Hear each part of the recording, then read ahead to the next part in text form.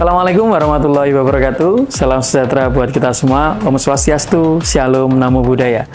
Masih bersama saya, Dr. Deka Permadi, dalam acara Podcast Mas SRD, Podcast Kesehatan Masyarakat Saratan.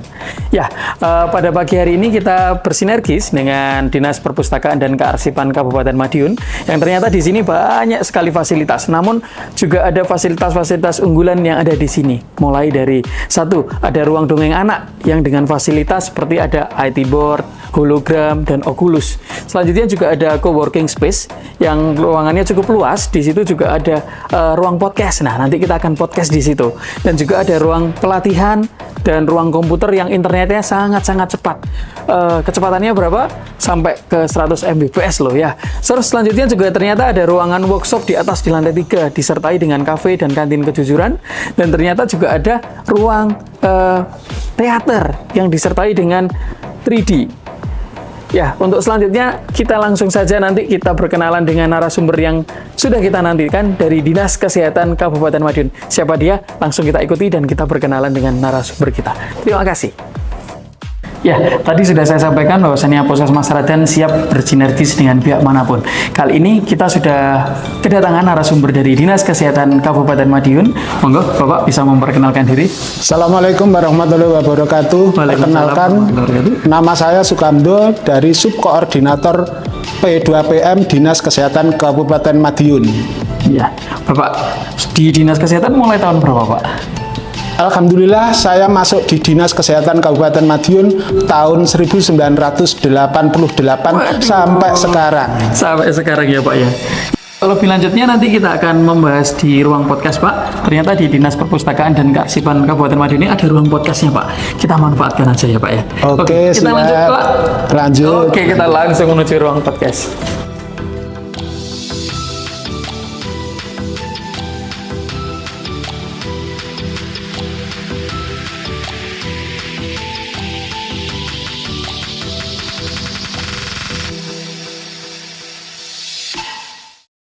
Ya, kali ini kita sudah berada di ruang podcast Dinas Perpustakaan dan Kearsipan Kabupaten Madiun, Pak ya. Cukup bagus ya, Pak ya. Alhamdulillah cukup bagus dan nyaman, Dok. Iya, menarik banget Pak fasilitas yang ada di sini ya, Pak.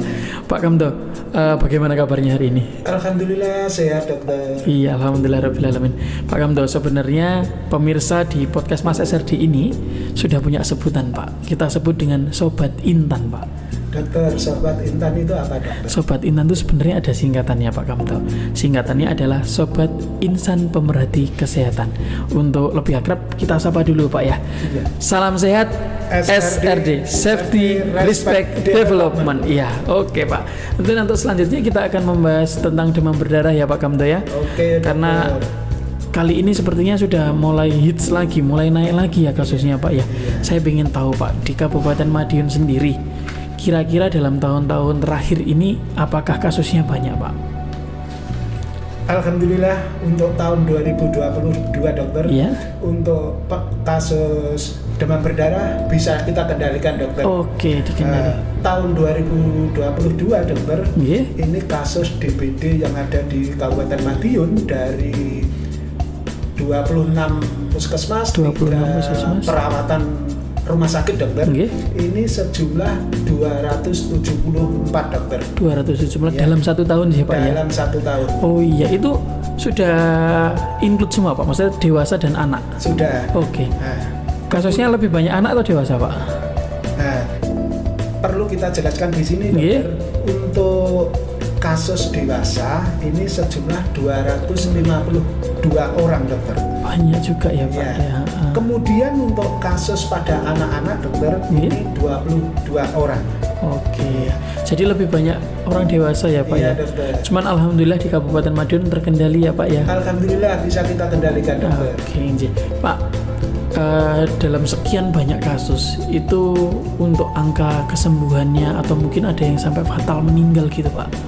Nah ini dari kasus 274 ini yang meninggal ini 2 orang. Aduh, disayangkan sekali ya Pak. Terus kemudian yang sembuh dari 274 ini 272 orang dokter. Iya, walaupun banyak yang sembuh, tapi 2 orang yang meninggal sangat kita sayangkan ya Pak ya. Betul dokter. Iya, terus Pak Kamdo itu mungkin pertanyaan yang pertama, kita mungkin sudah sangat familiar juga ya Pak ya, Iya.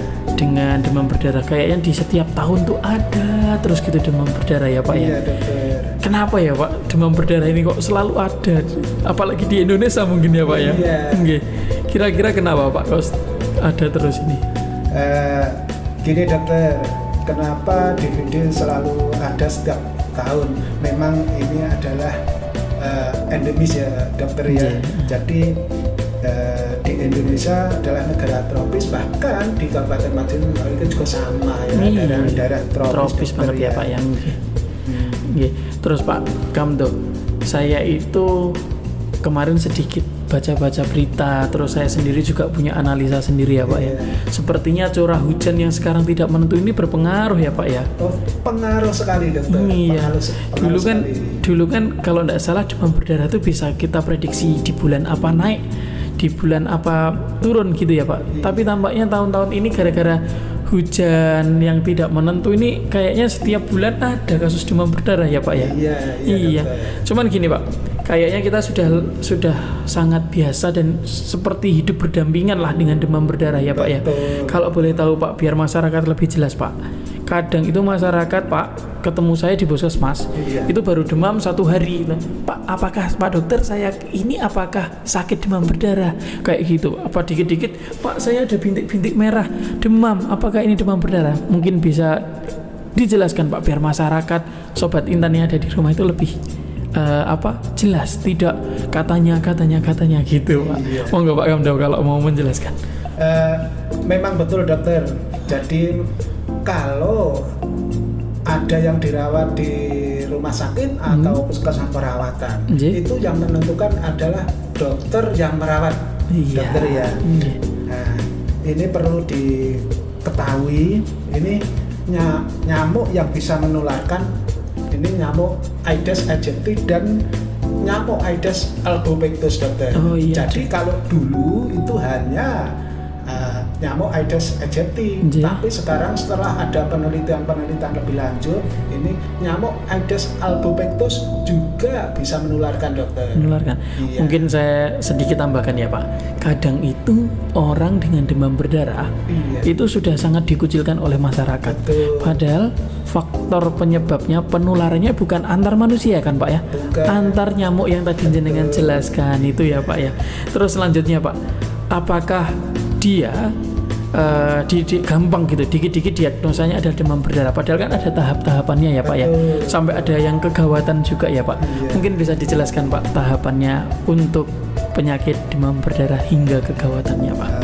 Baik, untuk penyakit demam berdarah dokter, ini perlu diketahui untuk masyarakat umum, di puskesmas Saragan, wilayah Saragan, bahkan untuk di Kabupaten Madiun dokter, perlu diketahui ini gejala dan tanda penyakit demam berdarah ya dokter ya.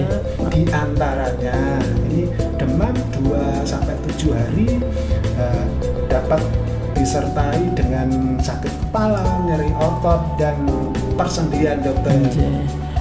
Nah itu Pak, banyak masyarakat itu baru 1 hari demam sudah dipikir demam berdarah. Berarti ada gejala-gejala tambahnya tadinya. Selanjutnya Pak Kamdo monggo. Kemudian di samping yang sudah saya jelaskan tadi dokter, ini juga ada perdarahan seperti uji torniket positif. Iya, kita uji ya Pak ya. Kemudian ada bintik perdarahan, diuji torniketnya. Mimisan juga ya, gusi berdarah dan muntah darah juga dokter. Bisa sampai muntah darah ya. Iya. Itu Pak. Jadi mungkin dari gejala dan pemeriksaan itu baru kita tentukan ke arah demam berdarah atau tidak ya Pak. Setelah itu biasanya kita lakukan pemeriksaan penunjang ya Pak ya. Kita lab, kita ketahui bahwasanya trombositnya turun. Di situ kita baru menentukan ini demam berdarah atau tidak. Bukan dikit-dikit saya demam berdarah ya Pak ya. Iya. Terus tahapannya Pak, apakah langsung ini dikatakan demam berdarah? Kemudian ini juga ada penurunan jumlah trombosit ya dokter ya. Jadi sudah ditentukan dari Kemenkes juga. Ini dinyatakan demam berdarah kalau trombonya di bawah 100.000 dokter. Kalau di atas 100.000 sampai 150.000. Ya, itu suspek dokter. Jadi tidak kita masukkan kriteria demam berdarah dokter. Iya. Biasanya kita masukkan dengan demam dengue ya Pak ya. Iya. Jadi masyarakat yang menonton video ini sudah sangat dijelaskan oleh Bapak Kamdo bahwasannya demam berdarah itu banyak tahapannya. Mulai dari gejala, pemeriksaan fisiknya, pemeriksaan laboratorium. Kok trombositnya turun yang tidak drastis di atas 100.000 itu masih demam dengue atau suspek demam berdarah tadi ya Pak. Kalau di bawah 100.000 baru kita katakan DBD itu. Nah, itu perbedaannya antara demam dengue dan demam dengue fever ya Pak ya. Selanjutnya Pak, sampai ada kegawatan kan Pak ya, yang kita namakan sama dengan DSS dok ya Pak ya, demam dengue shock. Ya, shock dengue itu ya Pak ya. Itu sangat gawat Pak. Saya kalau udah ngerawat itu saya rujuk ke rumah sakit Pak dari puskesmas Pak. Itu sering enggak Pak terjadi pada pasien-pasien dengan demam berdarah Pak? Itu memang juga ada ya dokter ya semacam itu. Kemudian di samping untuk tanda-tanda tersebut ya dokter ya perlu kita jelaskan di sini. Ini juga tanda-tanda kebocoran plasma bisa meningkat, hematokritnya lebih dari 20% ya dokter. Iya, dari nilai normalnya ya Pak. Biasanya kalau pasien sudah seperti itu kalau di puskesmas pasti saya rujuk Pak. Karena memang resiko sekali pasien seperti itu. Dan saya harapkan perawatan sejak dini itu menghindarkan dari resiko-resiko sampai shock seperti itu tadi Pak. Jadi saya harapkan masyarakat yang ada di rumah, Sobat Intan khususnya, bila mana sudah ada gejala-gejala yang disampaikan Pak Kamdo, segera datang ke fasilitas kesehatan biar kita terapi, biar tidak sampai terjadinya shock. Setuju Pak Kamdo nggih. Untuk selanjutnya Pak Kamdo, mungkin masyarakat biar lebih awam lagi, biar lebih jelas lagi Pak, masyarakat awam biar lebih jelas pencegahannya Pak, karena kita prinsipnya lebih baik mencegah daripada mengobati Pak. Pencegahannya demam berdarah ini seperti apa Pak seharusnya Pak? Perlu diketahui untuk semua pihak, masyarakat di pelosok wilayah puskesmas Saradan bahkan tolong untuk diketahui masyarakat di Kabupaten Madiun juga ya dokter ya. Untuk pencegahan masalah DBD dokter, mohon maaf, untuk pencegahannya itu di jajaran kesehatan baik di puskesmas maupun dinas kesehatan ini tidak bisa dokter ya, tidak bisa untuk mencegah masalah DBD. Oh gitu ya Pak. Berarti dari mana Pak ini mencegahnya? Kemudian untuk pencegahannya kita harus dikembalikan ke masing-masing masyarakat dengan cara apa? Ya, dengan cara pemberantasan sarang nyamuk. Situasi semacam ini ya dokter ya, karena hujan tidak menentu, cepat sekali perkembangannya bertelurnya nyamuk ya dokter ya, dengan pemberantasan sarang nyamuk dokter. Jadi mungkin banyak genangan air yang harus kita bersihkan ya, biar tidak jadi sarang nyamuk itu tadi ya Pak ya. Betul dokter. Selanjutnya Pak, kemudian dengan 3M+. Nah, menguras, menutup dan mengubur dokter. Menguras, menutup dan mengubur. Plusnya apa Pak? Nah, plus itu gini, mungkin di masyarakat punya barang bekas, contoh kaleng atau barang-barang apa yang berserakan di luar rumah, tolong ini dikumpulkan terus nanti kalau ini dijual masalah kan bisa menambah ekonomi ya Pak. Iya gitu. Itu ya Pak, jadi kita harus lakukan 3M+. Selain itu mungkin ada lagi Pak? Ini yang lebih penting, ini memang sudah ada Perbu Gubernur Jawa Timur ya dokter ya. Oh ya, peraturan ini gubernur ya Pak.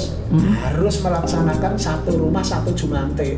Satu rumah satu Jumante. Lebih penting ya. Jadi setiap satu rumah harapan Bu Gubernur ya. Ya, itu sudah ada kader Jumantenya. Jangan sampai terlewatkan. 1 minggu sekali harus diperiksa tempat-tempat penampungan air ya dengan cara 1 rumah 1 Jumante, dokter. Oke, siap. Jadi pencegahannya itu lebih kepada masyarakat ya. Kita dari tim kesehatan puskesmas, rumah sakit maupun dinas kesehatan itu kita lebih menekan masyarakat untuk lebih peka ya Pak ya. Apalagi musimnya seperti ini ya Pak. Oke, jadi itu Pak, cuman saya sering banget ditanya sama pasien saya gini, Pak, apakah hal seperti ini nanti perlu di fogging rumahnya? Itu Pak, karena dikit-dikit masyarakat ya harusnya di fogging harusnya enggak, boleh atau enggak sih sekarang kayak gitu Pak? Bisa dijelaskan Pak biar masyarakat tahu alurnya bagaimana permintaan fogging, bagaimana sistem untuk kita fogging Pak, monggo. Terima kasih dokter. Pak. Perlu diketahui untuk masyarakat semuanya, fogging itu tidak menyelesaikan masalah ya. Setuju. Ini contoh, kalau ada pasien yang dirawat di rumah sakit atau puskesmas perawatan, kalau dari lab dokter yang merawat sudah menyatakan positif DBD, ini tidak serta-merta terus langsung di fogging. Perlu diadakan dari rumah sakit atau puskesmas yang merawat ngasih feedback ke dinas kesehatan atau langsung ke puskesmas. Kalau feedback itu dilewatkan ke dinas kesehatan, sudah barang tentu langsung kita info ke puskesmas yang bersangkutan. Dengan harapan apa? Setiap penderita itu harus dilaksanakan penyelidikan epidemiologi dari puskesmas untuk menentukan perlu fogging atau tidak tadi. Itu ada penyebarannya atau tidak. Penyebarannya. Terus ada yang panas demam ada tidak. Terus ada jentik atau tidak.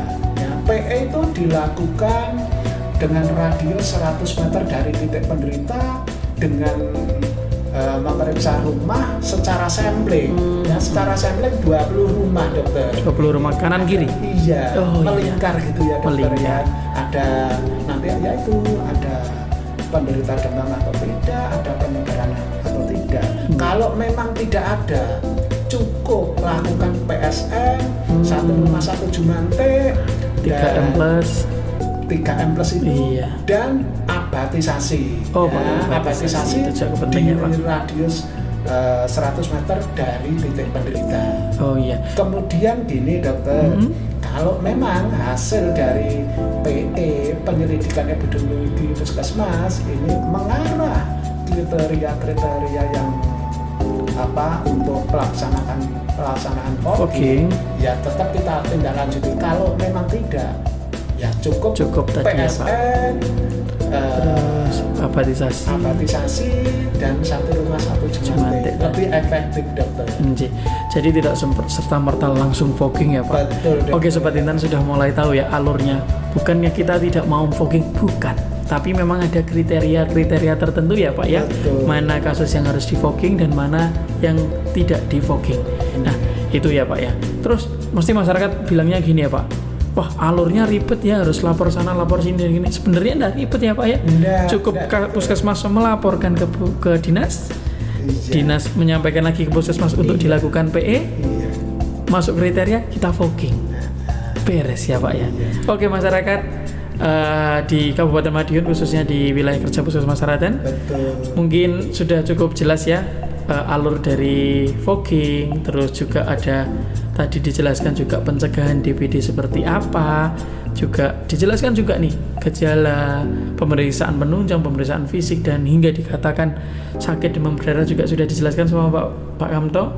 Selanjutnya Pak, terakhir Pak, pertanyaan terakhir Pak nih, kendala selama ini Pak untuk menangani demam berdarah, karena jenengan sepertinya memegang kasus demam berdarah ini sudah puluhan tahun ya. Kendala yang jenengan sudah rasakan apa Pak selama ini?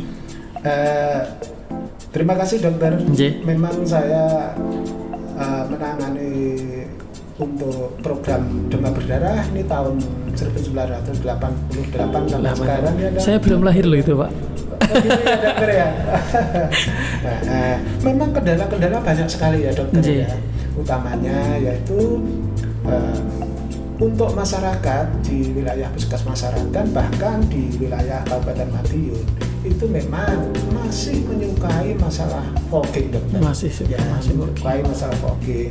Tapi di samping itu ya memang masyarakat banyak ya dokter ya, karakter terus masing-masing ya Pak ya. Masing-masing beda. Jadi kita menyikapi dengan yang positif. Jadi ya kita jelaskan kalau penderita di fogging seperti yang sudah saya jelaskan tadi, insya Allah masyarakat itu tahu paham gitu, dokter, ya. Jadi kendalanya memang banyak mungkin banyak, salah satunya masyarakat dikit-dikit pengen fogging itu tadi ya. Ya mungkin dari podcast ini Pak, akhirnya nanti masyarakat bisa paham bahwasannya demam berdarah penanganannya tidak hanya fogging. Memang harus perlu dukungan dari masyarakat, mungkin sampai lintas sektor ya Pak ya, untuk memberantas demam berdarah ini.